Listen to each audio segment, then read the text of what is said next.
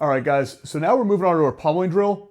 This is a very good and effective drill just for, well, developing pummeling, which is simply put a critical skill both on the feet or on the ground. If you can't pummel, I'll be honest, you really can't grapple that well in any real sense. So what we have here, both gentlemen are upright chest to chest. Either man has a right side underhook and a left side overhook. And you'll also notice, guys, that to go with that right side underhook, we have our right leg forward and in between our opponent's legs.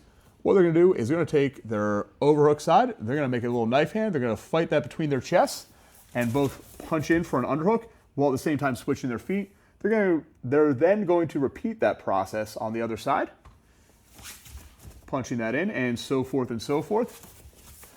Now, what I want you to notice, guys, is that neither person is trying to kill the other. They're not really trying to win. They're both driving forward with that chest. They should be meeting each other where they're at. The idea here is we are working together. We're working, when you first start, this can be very difficult.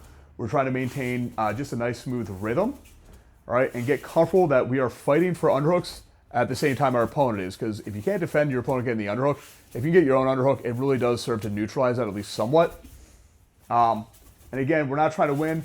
However, as you ramp this speed up, you guys can hit that a little faster, right? You start getting a nice impact there. This can be a very exhausting drill and even just effective in itself as part of a conditioning regime, and you can slow that down again.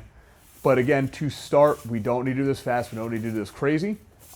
Next, we will take this to a live situation where both men are actually trying to win this. But to start, we do this together as a pair to work on just the mechanics of pummeling. Break, please. All right, so we're at the live portion of our pummeling drill here. Unlike the previous version where we're doing it just for technical competence, at this point, both men are actually fighting live. This can be quite a tiring drill, very effective again for building those skills and teaching your body how to move. Couple key points here. You're gonna notice here that their hips tend to separate and come back together depending on who's winning, how the drill is going. So when we go live, ready, go. As you see, one man here starts to get the advantage on the other.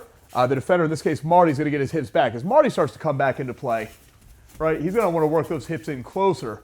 Now, they're going to keep going back and forth. Again, this drill, the pace is going to vary from very fast paced to very slow. Really depends on how the men are fighting, how they match up. But eventually, once one person is able to secure double underhooks, at this point, we could say the drill is over. I don't like to get double underhooks and then simply give them up. What I generally have my men do, once we have double underhooks, the fight stops. However, the winner is then going to go proceed with their favorite takedown from that position, just to get an extra rep in, and to not get in the habit of letting go to double underhooks once you get them, once you've earned them, because that is such a big deal to get. So again, very effective drill, very exhausting, but frankly essential for building what we need.